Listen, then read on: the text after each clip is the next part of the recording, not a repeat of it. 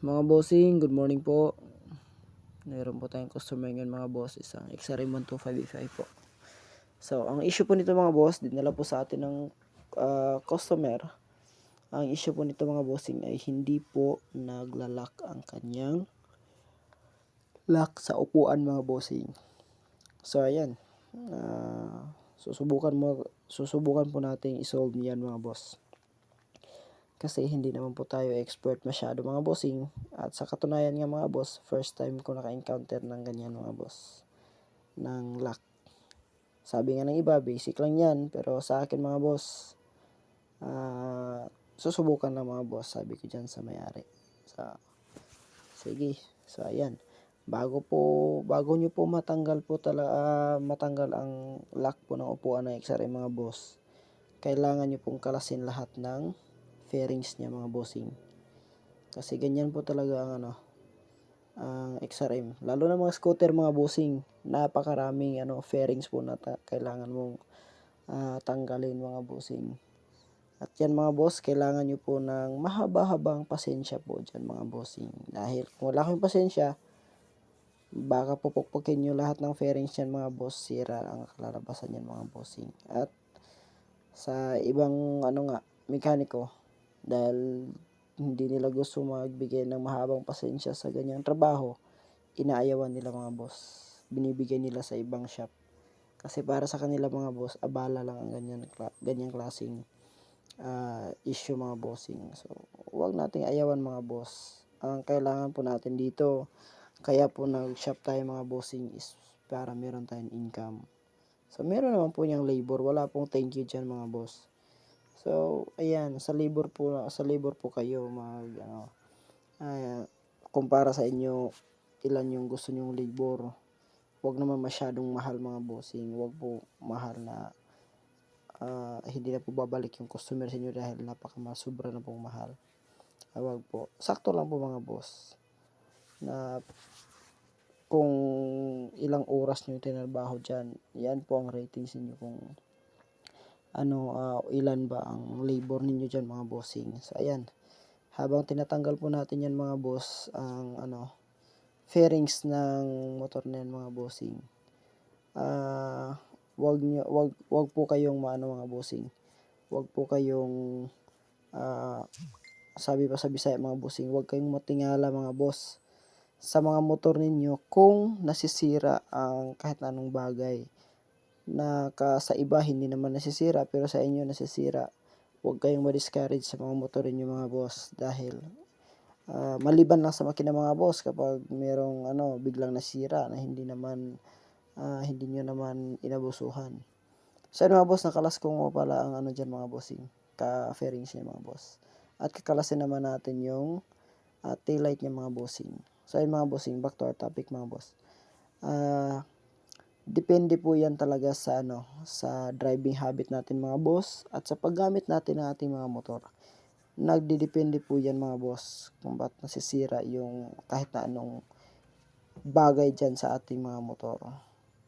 Ayan mga boss. So, depende po yan sa pagkagamit natin. Huwag nyo pong ikumpara sa iba. Nasa iba hindi nasira. Sa akin nasira. Ayan mga bossing.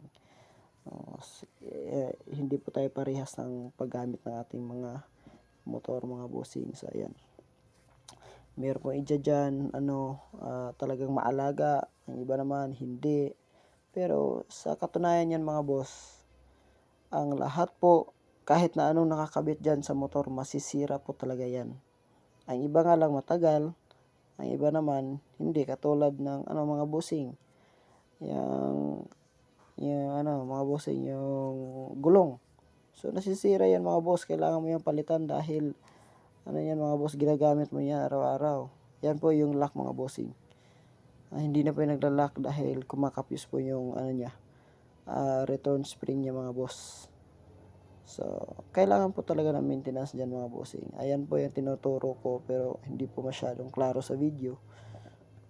Dyan po yung gatlan na yun mga boss, dyan po nakakabit ang dulo ng return spring yan mga boss. Pero kumapyos po yan mga boss. Ayan. Kasi ayan, yun, bumubuka yan mga boss. Bumubuka ang washer niyan mga boss. So, yan po ang hahanapan natin ng diskarte kung anong gagawin natin dyan mga bossing. Para po maging goods naman po ang mga boss, ang motor ng ating customer. Ayan mga bossing, ipapakita ko po dyan sa inyo kung ano po. Ayan, yan po yung dulo ng return spring mga boss. Ayan, kailangan po yan nakakabit dyan sa may gatla na yan mga bossing. So, hindi nga lang masyadong hindi masyadong klaro dyan sa video mga boss. Hindi ko rin po yan pinicturan dahil na po tayo mga boss. Sa Bisaya pa, malangan na tayo mga bossing. So, ayan. Kapag naka-encounter kayo ng ganyan mga boss, ganyan lang yung gawin nyo. Baka makatulong po sa inyo. Ayan, yung washer po na yan, greenine ko po yan para makasya po doon sa sa may lock po. Kasi dyan ko po yan ilalagay sa may lock. Yan po mga boss, yan, yung makintab na yan mga boss, yung washer. Yan po yung greenine ko kanina, ayan, hanggang sa lumiit. Ayan, boss pa. Tapos ilagay natin sa dyan. Iipit natin mga boss para hindi po kakapuse yung yung return spring niya po sa lock. Yung dulo po. Kasi dapat po na mahigpit po yan, pero hindi po yan nahihigpitan masyado. Lumuluwag na po kasi yung niyan mga bossing, parang circlip na lock niyan mga boss. So ayan, yung original na washer yan mga boss. Ayan, sa ibabaw po yan. Ayan, ilalagay po natin yung lock niyan mga bossing para maging goods. At ayan mga bossing, goods na po yan mga boss. Naikabit ko na po lahat yan. Medyo okay na po yan. Susubukan po natin kung magiging okay ba. At ayan po mga bossing, ikakabit po natin dyan. Yan mga boss. T-wrench po na 10mm yung gamit ko dyan mga bossing. Yan po yung bolt na dyan, kasya yung bolt niya po. So ayan, tinistingan po natin. First try po.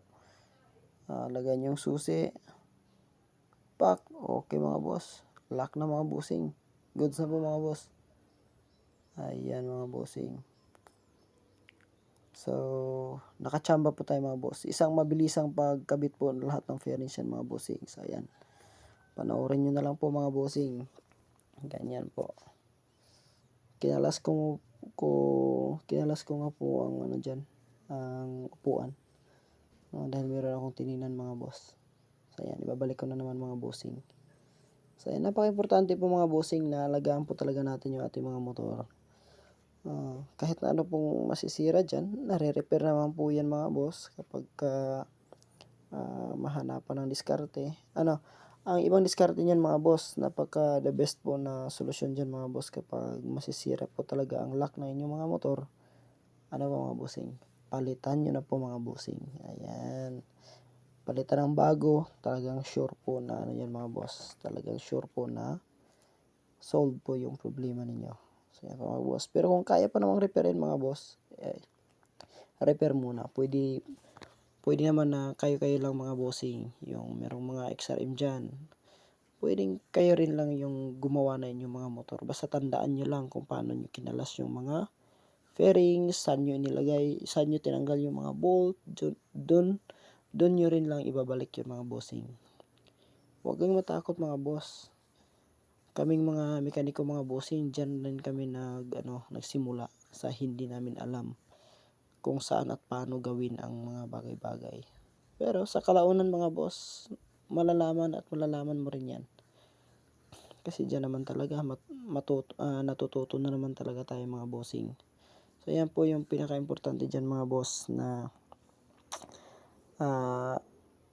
atin po alagaan ang ating mga motor. Kasi araw-araw natin yung ginagamit mga boss. So alagaan natin para hindi po tayo magkakaproblema sa sa daan. Diyan yan yung mga boss, sa pagka-repair ng lock na yan mga boss, sabi nga ng may-ari, malalagyan na daw niya ng epektos ang kanyang U-box mga bossing. Joke niya po yung mga bossing. Kasi nung una daw, hindi po siya makalagay ng epektos kasi nga po na nabubukas ng kahit na sino, kasi walang lock.